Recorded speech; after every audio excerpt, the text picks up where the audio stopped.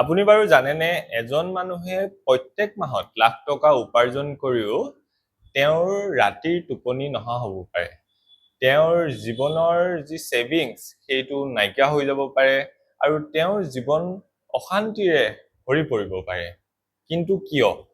তাৰ মূল কাৰণ হৈছে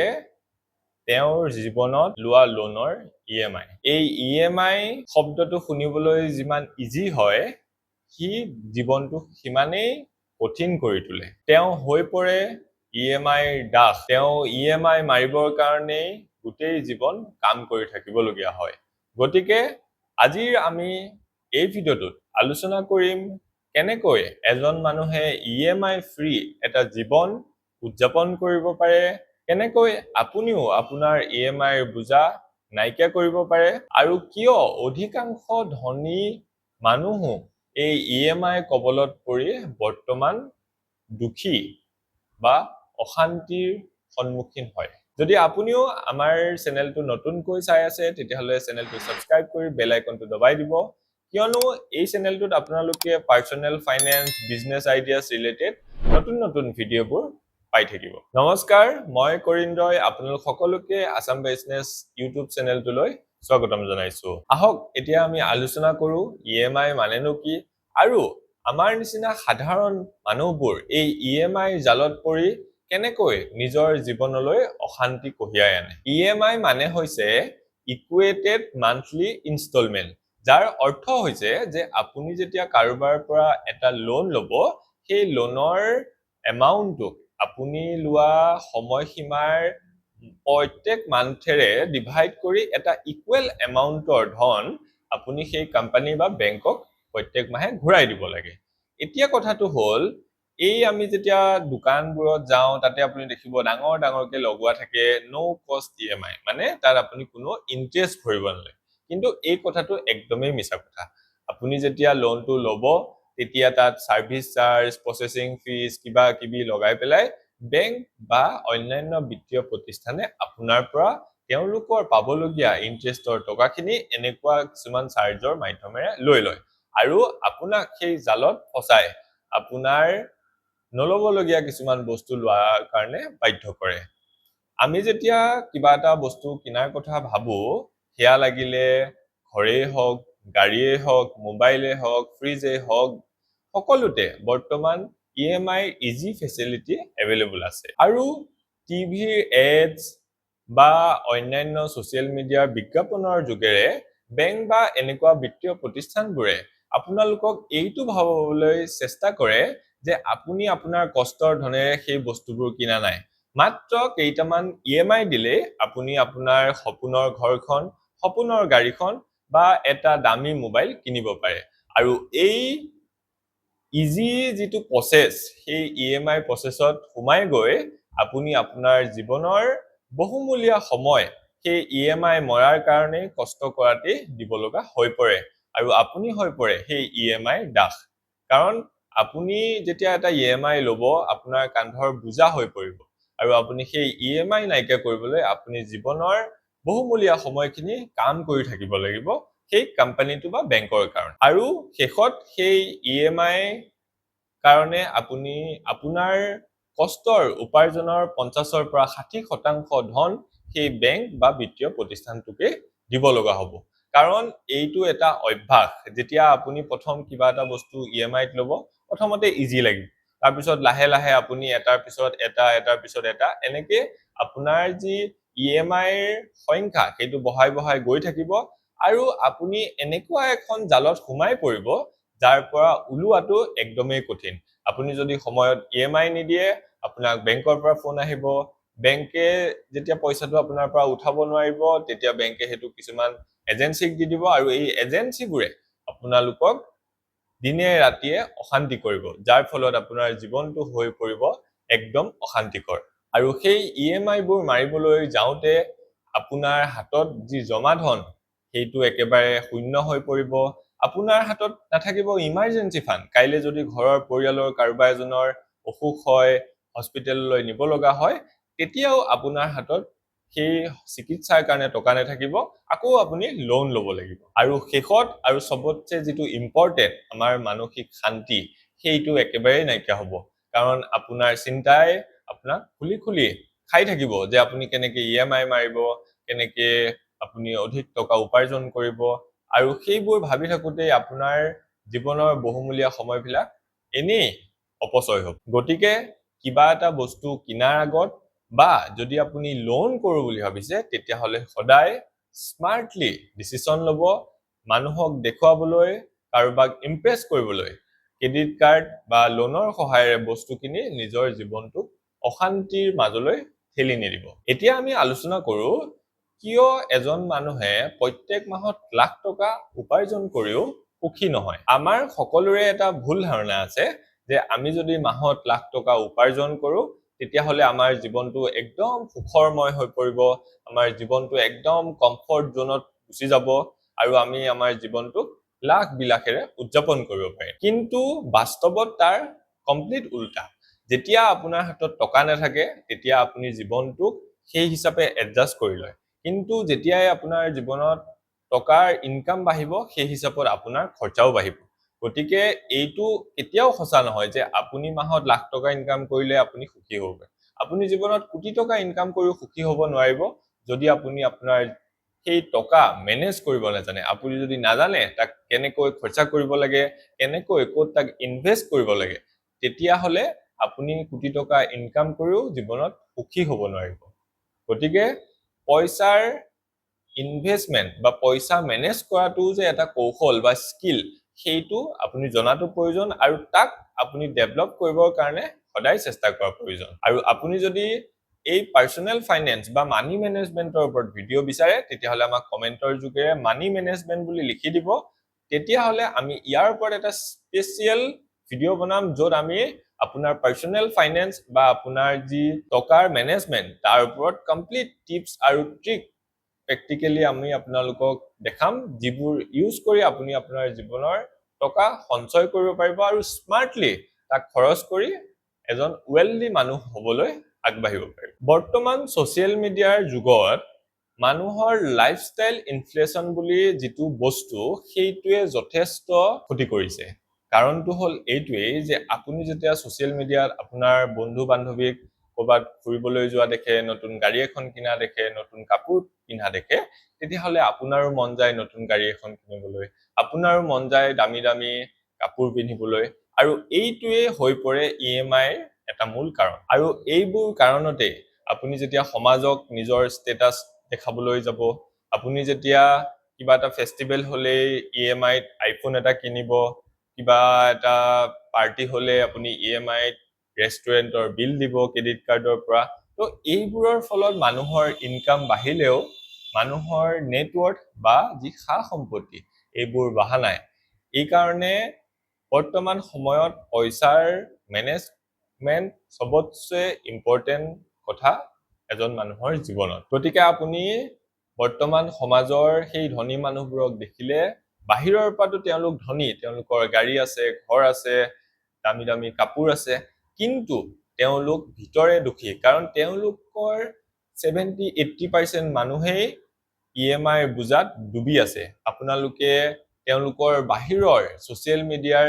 যি ষ্টেটাস সেইটোহে আপোনালোকে জানে কিন্তু তেওঁলোকৰ যি ফাইনান্সিয়েল ষ্টেটাস তেওঁলোক কিমান টকাৰ ইএমআই ডুবি আছে এইটো কিন্তু বহুতেই নাজানে আৰু সেই লাইফষ্টাইল ফলো কৰিবলৈ গৈ আমি সাধাৰণ মানুহবোৰো সেই ইএমআই ট্ৰেপত ফসি নিজৰ জীৱনলৈ অশান্তিৰ ইএমআই কঢ়িয়াই আনো গতিকে এতিয়া আমি আলোচনা কৰিম ইএমআই ফ্ৰী লাইফ এটা আপুনি কেনেকৈ উদযাপন কৰিব পাৰে ইএমআই ফ্ৰী লাইফ মানে গোটেই জীৱনটো এটা শান্তিৰ জীৱনলৈ আপোনাৰ পৰিণত হ'ব কাৰণ আপুনি যদি চাই আমাৰ আগৰ জেনেৰেশ্যন আমাৰ ককা আইতাহঁতে যেতিয়া কিবা এটা বস্তু কিনিব লগা হৈছিল তেওঁলোকে বহুত ভাবি চিন্তি সেই বস্তুটো কিনাৰ কাৰণে টকা খৰচ কৰিছিল কেতিয়াবা প্ৰয়োজন নোহোৱা বস্তু এটা তেওঁলোকে কেতিয়াও নিকিনিছিল আৰু প্ৰয়োজন হোৱা বস্তু এটাও যদি তেওঁলোকৰ সক্ষমতাৰ টকাৰে কিনিব নোৱাৰে তেতিয়া হলেও কিন্তু সেইটো কিনাৰ পৰা বঞ্চিত আছিল কিন্তু আজিৰ জেনেৰেশ্যনে যেতিয়া বস্তু এটা কিনাৰ কথা ভাবে গতিকে হাতত ইএমআই অপচন আছে ক্ৰেডিট কাৰ্ড আছে গতিকে জাস্ট 1 মিনিটত সোৱাইপ কৰিলে বা 1 মিনিটত লোনটো এপ্ৰুভেল হৈ গলে বস্তুটো ঘৰলৈ আহি যায় কিন্তু সেই সেইটোৱে জানো আপোনাৰ জীৱনলৈ সুখ কঢ়িয়াই আনিব পাৰে? আপুনি যেতিয়া ইএমআইত ফ্ৰিজ এটাই কিনি আনিলে বা আপুনি ইএমআইত সোফা এখনেই কিনি আনিলে, কিন্তু যেতিয়া আপুনি সেই ইএমআই দিব নোৱাৰিব, আপুনি জানো সেই ফ্ৰিজৰ ঠাণ্ডা পানী খাই জীৱনত সুখ আনিব পাৰিব? বা আপুনি সেই জানো ইএমআইৰ সোফাখনত বহি শান্তিৰে টিভি চাব পাৰিব? গতিকে সেই কথাটো আপুনি চিন্তা কৰাটো বৰ্তমান সময়ত অতিকৈ প্ৰয়োজন। এই কথাখিনিৰ পৰা আপুনি এটা কথাই বুজিব লাগিব যে জীৱনটোত আপুনি যদি চেক্ৰিফাইচ কৰিব নোৱাৰে, আপুনি যদি জীৱনটোক আপুনি একদম সহজ সৰল উপায়েৰে জীয়াই থকাৰ কৌশল অৱলম্বন কৰিব নোৱাৰে, তেতিয়াহ'লে আপুনি ইএমআই ফ্ৰী লাইফ এটা কথা চিন্তাও কৰিব নোৱাৰে। ইএমআই ফ্ৰী জীৱন এটা মানে হৈছে চেক্ৰিফাইচ। আপুনি আপোনাৰ জীৱনটো তেতিয়াহে এটা ইএমআই ফ্ৰী লাইফ হিচাপে পৰিকল্পনা কৰিব পাৰিব যেতিয়া আপুনি জীৱনত অলাগতিয়াল যিবোৰ বস্তু সেইবোৰক চেক্ৰিফাইচ কৰিব পাৰিব, আৰু তেতিয়া আপোনাৰ জীৱনটো একদম সুৰক্ষিত আৰু শান্তিময় হৈ পৰিব। আপুনি যদি জীৱনত ইএমআই ফ্ৰী হ'ব বিচাৰিছে, তেতিয়াহ'লে প্ৰথম আপুনি চিনাক্ত কৰিব লাগিব যে আপোনাৰ প্ৰয়োজন আৰু আপোনাৰ লোভ, সেই দুটাৰ মাজৰ যি পাৰ্থক্য সেইটো আপুনি চিনাক্ত কৰিব পাৰিব লাগিব। আই ৱান্ট ইট আৰু আই নিড ইট, এই দুটাৰ মাজত একদম সৰু ডিফাৰেন্স আছে। আমি এটা এক্সাম্পলেৰে এই কথাটো বুজি লওঁ। আপোনাৰ হাতত বৰ্তমান এটা ফোন আছে, কিন্তু সেই ফোনটো এতিয়া অলপ পুৰণা হৈছে আৰু আপোনাৰ এটা নতুন ফোনৰ প্ৰয়োজন হৈছে, কিন্তু সেইটো ইমানো আৰ্জেন্ট নহয়। কিন্তু এইখিনিতে আপোনাৰ হাতত দুটা অপচন আছে। আপুনি হয় ইএমআইত এটা নতুন ফোন আজিয়ে কিনিব পাৰে, নহবা আপোনাৰ সেই পুৰণা ফোনটোৱে আৰু আপুনি 3 পৰা 5 মাহ চলাই আপুনি ডাইৰেক্টলি আপোনাৰ ইনকামৰ টকাৰে 6 মাহ পিছত এটা নতুন ফোন কিনিব পাৰে। এইখিনিতে আপুনি স্মাৰ্টলি ডিসিশন ল'ব লাগিব। আপুনি যদি ইএমআইত আজিয়ে ফোনটো কিনি লয়, দ্যাট মিন্স আপুনি সেই লোভ বা আপুনি সেই ষ্টেটাস ড্ৰিভেন মাইন্ডসেটেৰে আগবাঢ়িছে আৰু আপুনি ভাবিছে যে মই এটা নতুন ফোন ললে মোৰ ষ্টেটাসটো বাঢ়ি যাব। কিন্তু যদি আপুনি স্মাৰ্টলি ভাবে যেহেতু আপোনাৰ পুৰণা ফোনটোৱে এতিয়াও কাম কৰি আছে, গতিকে আপুনি আৰু 4 মাহ বা 6 মাহ ৰখি যদি আপুনি আৰু আপোনাৰ ইনকামৰ টকাৰে সেই ফোনটো কিনে, তেতিয়াহ'লে সেই ফোনটো যি চলোৱাৰ আমেজ, সেই ফোনটোৱে আপোনাক সুখ আৰু শান্তি দিব। কিন্তু ইএমআই ফোনটোৱে আপোনাক অশান্তি দিয়াটো স্বাভাৱিক কথা, কাৰণ 6 মাহলৈকে বা বছৰলৈকে যদি আপুনি ইএমআইত ল'ব, সেই ফোনটো আপোনাৰ নহয়, সেই ফোনটো সেই কোম্পানীটোৰ, যিটো কোম্পানীৰ পৰা ধাৰ লৈ আপুনি ফোনটো কিনিছিল। যদি ইএমআই দিব নোৱাৰে, তেতিয়া সেই কোম্পানীটোৱে আপোনাৰ ফোনটো লৈ গুচি যাব। তাত আপোনাৰ ফোনটোও নাথাকিব, আপোনাৰ মানসিক অশান্তিও সৃষ্টি হ'ব। ইএমআই ফ্ৰী লাইফ এটা পাবৰ কাৰণে আপুনি জীৱনটো যিমান পাৰে সহজ সৰলকৈ উদযাপন কৰাৰ চেষ্টা কৰক। আপুনি দুটা বস্তু কিনক, কিন্তু সেই বস্তুকেইটাৰ যাতে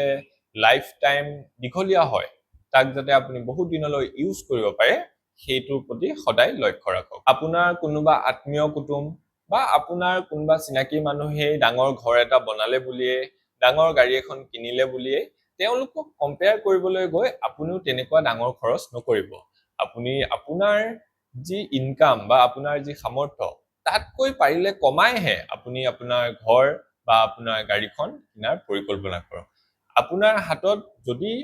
কেশ টকা বা আপোনাৰ হাতত যদি জমা ধন থাকে, তাতকৈ আৰু ধনী মানুহ এই পৃথিৱীত নাই। কাৰণ ইএমআইত আপুনি গাড়ী অডি মাৰ্চিডিজে কিনক বা আপুনি ইএমআইত এটা ডাঙৰ বিল্ডিঙেই সাজক, সেই ইএমআই ঘৰত বা সেই ইএমআই গাড়ী চলাই আপুনি কেতিয়াও এজন ধনী মানুহ প্ৰকৃততে হ'ব নোৱাৰে। আপুনি সমাজৰ আগত হ'ব পাৰে, কিন্তু আপুনি নিজৰ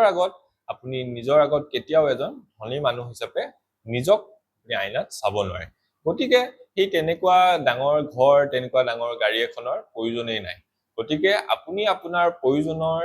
যি বস্তু, সেই বস্তুটোৰ ওপৰত ফোকাস কৰক আৰু সেই বস্তুটো সিমানখিনিলৈকেহে আপুনি কিনিব যিমানখিনি আপুনি আপোনাৰ ইনকামৰ টকাৰে ল'ব পাৰে। 3 নম্বৰতে আপুনি আপোনাৰ ইনকামৰ সোৰ্স বৃদ্ধিৰ কাৰণে চেষ্টা কৰক। আপুনি যদি আপোনাৰ ইনকামৰ স্কিল বঢ়াব পাৰে, আপুনি যদি আপোনাৰ এটা সাইড বিজনেস ষ্টাৰ্ট কৰিব পাৰে, আপুনি যদি আপোনাৰ ফ্ৰিল্যান্সিং বিজনেস ষ্টাৰ্ট কৰিব পাৰে, আপুনি যদি আপোনাৰ ভিতৰত থকা যিকোনো প্ৰতিভাৰ বিকাশ কৰি তাক ইনকামৰ এটা ষ্ট্ৰীম হিচাপে আগুৱাই নিব পাৰে, তেতিয়াহ'লে আপোনাৰ ইনকাম যেতিয়া বাঢ়িব, আপুনি আপোনাৰ যি প্ৰয়োজনীয় বস্তু সেইবোৰ নিজৰ ইনকামৰ টকাৰে কিনি পেলাই উপভোগ কৰিব পাৰিব। গতিকে EMI ফ্ৰী লাইফ এটা উদযাপন কৰিবলৈ হলে যদি আপুনি নিজৰ ইনকামৰ ষ্ট্ৰীম বঢ়ায় তেতিয়াহলেও এইটো সম্ভৱ হৈ পৰিব গতিকে এটা ইনকাম সোৰ্সৰ ওপৰত নিৰ্ভৰ নকৰি আপুনি যিমান পাৰে নতুন নতুন ইনকাম ষ্ট্ৰীমৰ ওপৰত চেষ্টা কৰক আপুনি যদি চাকৰিও কৰি আছে তেতিয়াহলে আপুনি আপোনাৰ আজৰি সময়খিনিক বেলেগ এটা ইনকামৰ কাৰণে ইউটিলাইজ কৰিবলৈ চেষ্টা কৰক আৰু পৰিয়ালত 2-4 জন মানুহে যদি এনে বহি আছে তেওঁলোককো আপুনি এটা ইনকামৰ ৰাস্তা দেখাওক তেতিয়াহলে আপোনাৰ ঘৰখনলৈ যদি ইনকামৰ ৰাস্তাটো বাঢ়ি যায় তেতিয়াহলে আপোনালোকে সেই ইনকামৰ টকাৰে আপোনালোকে আপোনালোকৰ প্ৰয়োজনীয় বস্তুবোৰ আৰামছে EMI অবিহনে কিনিব পাৰিব আৰু 4 নম্বৰতে আৰু সবতছে ইম্পৰ্টেন্ট হৈছে আপোনালোকে ইমাৰ্জেন্সি ফান্ড বা সেভিংসৰ ওপৰত গুৰুত্ব দিয়ক প্ৰত্যেকজন মানুহৰ হাতত এটলিষ্ট তেওঁৰ ইনকামৰ 6 গুণ বা 6 মাহৰ এটা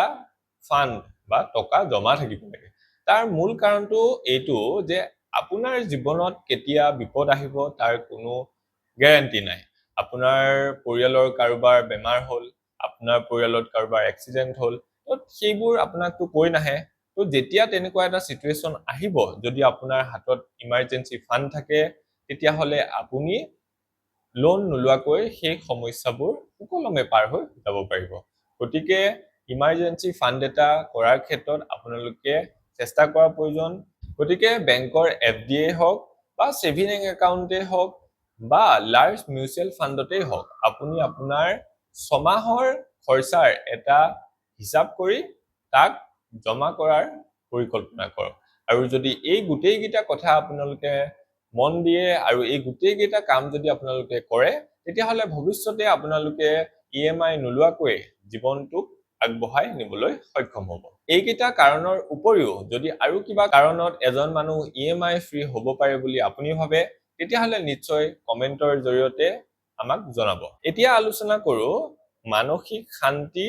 আৰু কাম কৰাৰ প্ৰেছাৰ এই দুটা EMI কাৰণে আপোনাৰ জীৱনত আহিব পাৰে আপুনি যদি EMI বুজাত ডুব গৈ আছে তেতিয়াহলে কেতিয়াও আপুনি এটা নতুন কাম কৰাৰ পৰিকল্পনাও কৰিব নোৱাৰে তাৰ একদম সিম্পল ৰিজনটো এইটোৱেই যে যেতিয়া আপোনাৰ EMI বুজা থাকে তেতিয়াহলে আপুনি সেই EMI মাৰিবৰ কাৰণে দৈনিক কাম কৰিব লগা হয় কিন্তু যেতিয়া আপুনি এটা নতুন কাম কৰাৰ পৰিকল্পনা কৰে সেই কামটোৰ কোনো সিউৰিটি নাথাকে যে আপুনি আজি কামটো স্টাৰ্ট কৰিলে কাইলৈৰ পৰা আপোনাৰ ইনকাম জেনাৰেট হ'ব কেতিয়াবা আপুনি সেই কামটোত সফল হ'বলৈ 6 মাহ বছৰো লাগিব পাৰে গতিকে আপুনি যদি EMI বুজাত ডুব গৈ থাকে তেতিয়াহলেতো আপুনি নতুন কাম এটা কৰিব নোৱাৰে আপোনাৰ সদায় পুৰণা কামটো কৰাৰ প্ৰেছাৰ থাকিব আপুনি সেই কামটো কৰি সেই EMI শেষ কৰাৰ কাৰণে দৈনিক উঠি কাম কৰিব লগা হ'ব কিন্তু যদি আপুনি EMI নোলোৱাকৈ জীৱনটো চলাই আছে তেতিয়াহলে আপুনি আপোনাৰ ইচ্ছা অনুসৰি জীৱনটো যেনেকৈ বিচাৰে তেনেকৈ উদযাপন কৰিব পাৰে আপুনি জীৱনটোত ৰিস্ক ল'ব পাৰে নতুন কাম এটা কৰি আৰু সফল হোৱাৰ কাৰণে গতিকে EMI এই বাধা আপুনি অতিক্ৰম কৰিবৰ কাৰণে আমি আগতে আলোচনা কৰি অহা সেই কাৰণগিটাক